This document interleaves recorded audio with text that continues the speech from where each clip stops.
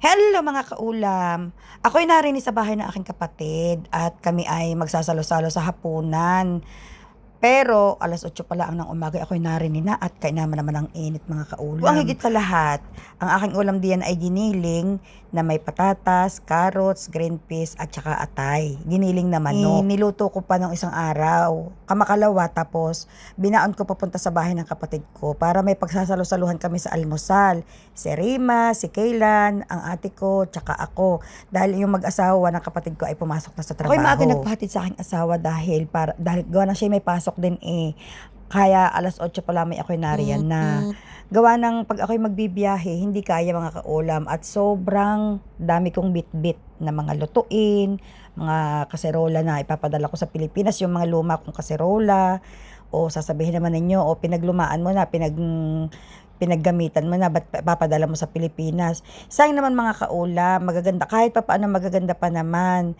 Eh alam nyo naman sa atin, ang mga tao, talagang kahit pa paano, matutuwa sila sa mga ganyan. Kahapon mga kaulam, ako may kwento sa inyo, kahapon ay kakaiba ang init din eh. Talagang kakaiba talaga. Alam ganin nyo yung parang iniin-in na kanin. Pag ikilaglakad sa labas kahapon, para kang iniin-in na kanin. Tapos yung lakas ng hangin ay nasampal sa iyong mukha, ay parang hinagisan ka ng apoy. Tapos parang kinakagat ang iyong balat, gayong kainit kahapon, kakaiba talaga.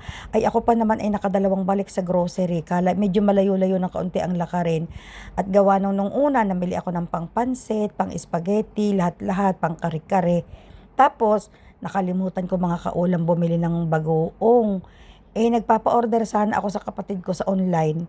Kaso, wala daw available ng Barrio Fiesta sa online. Ay, di balik na naman ako. Diyos ko, puro de. Daig pa sa akin kahapon ng binangi. Daig pa sa akin kahapon ng inihaw sa dalawang pagkakabalik ko sa grocery. Tatatlo naman po tayo ang aming niluto. Pansit, spaghetti, at saka kare-kare. Kaso, gumawa ako ng leche flan dahil ang kapatid ko ay matagal nang nagke-crave sa leche flan. E di ako'y gagawa kahit 10 itlog laang.